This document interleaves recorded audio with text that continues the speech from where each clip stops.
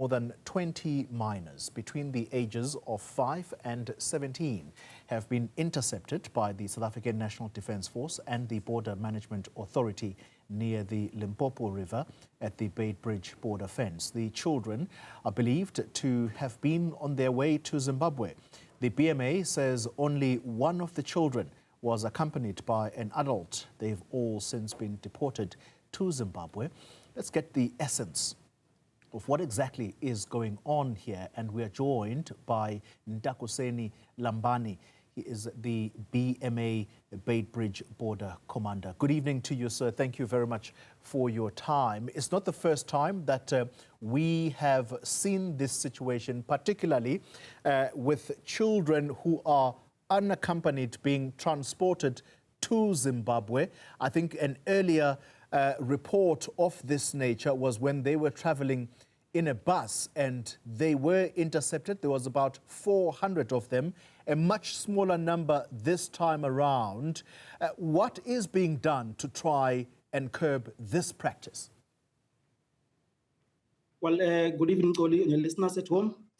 Of course, indeed, this morning we got around 20 minor children, Zimbabwean nationals, and about 10 adults who were crossing the river to Zimbabwe. What we know is that they were in holiday in Pretoria, in Johannesburg, and everywhere else. Now they are making their way back to Zimbabwe for school reopenings next week. Well, what we did after that interceptions between ourselves and Defence Force, we obviously invoked the services of DSD from the country to be able to assist us in processing the kids and also hand over them to Zimbabwe. However, what we've also done is that we've been in contact with our Zim counterparts to ensure that we join efforts and we join hands in terms of dealing with this scourge of minor children being, crossed to the river without their parents even knowing. You will note actually that the requirements are that when a parent is not able to accompany their children to cross the border, they are supposed to do a letter of consent, giving whoever they are giving their child to cross the border that later, so that we know that the child is being accompanied legally and their parents are aware that they're crossing the river. But at this point in time, there was no any consent given to the children or the guys who were with the children. The children were also undocumented, meaning they did not have any passport whatsoever to cross the river. So for us, this is a concern because these days you have got kids that are human trafficked. And we feel that as law enforcement, we really need help from parents themselves to be responsible when the children are concerned. Yeah. I listened to you earlier when you were talking to my colleague there, Skara Mafugwane, and you were saying that your assumption is that these children were actually with their parents in South Africa. They were holidaying here, if you like, and now it's back to school, and so they have to get to Zimbabwe before schools open. So this is common practice for their parents who are working in South Africa, for them to be joined by their children here, but it's the return home that becomes a problem. What are you saying to your counterparts in Zimbabwe to try and make sure that this practice is carried out, but it is carried out safely? Because as you point out, the major concern is human trafficking.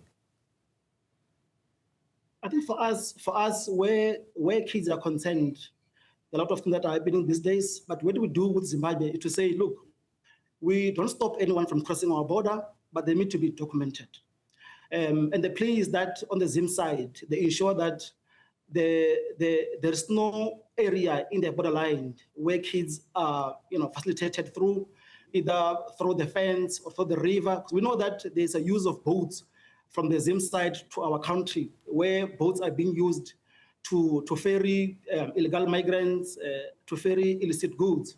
So that particular reality needs Zimbabwe and SA to really join hands with each other and try to solve the issue. But we are having meetings with them on a regular basis where we stress this issue of saying, you need to ensure that you safeguard the rights of children, especially.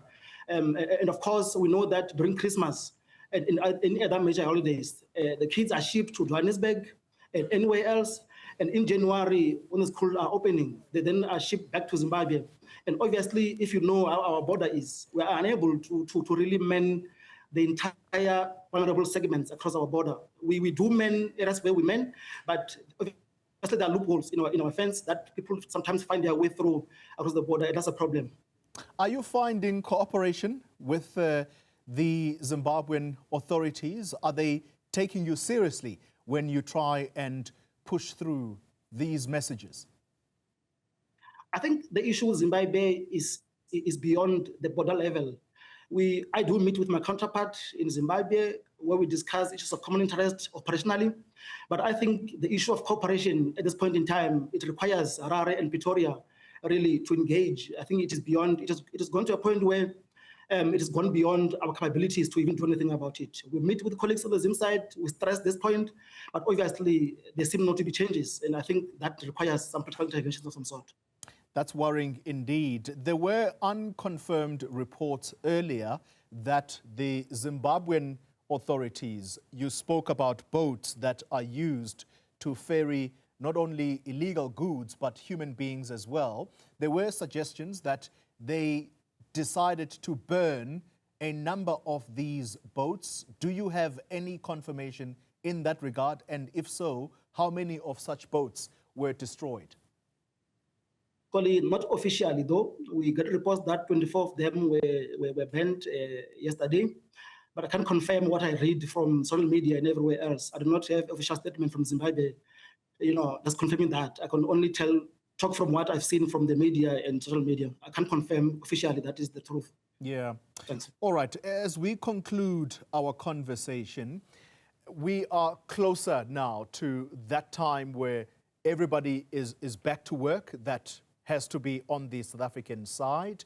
And I would assume children that are meant to be transported or be ferried back to Zimbabwe for school, that is also nearing the end. When you collate your numbers, how busy has that border post been during this festive period? You look quite busy, and there are a number of these people who are really trying to take chances to simply walk through to South Africa undocumented. Well, of course, I think just to indicate that Beitbridge service Zimbabwe, it services Malawi, services Tanzania and Congo as well. So you can imagine the volume that we service every day. And I think for the past 10 days, we've been averaging around 20,000 people that have been crossing through Beitbridge. And the numbers will obviously slow down as we go into the middle of January. But we think that the next weekend, with the school reopening next week, it will be one of our busiest weekends, but we are prepared for that weekend as well. Between us and other stakeholders like your SAPS and your Defence Force, we are ready for the increased volumes for the coming weekend. Ntakuseni, Lambani, thank you very much indeed for your time and information that you've given us here today. He is with the BMA, or should we say the Border Management Authority, and the commander at the Beitbridge border post. Their hands are literally full. You're hearing him say that next weekend they probably anticipating that it's going to be their busiest.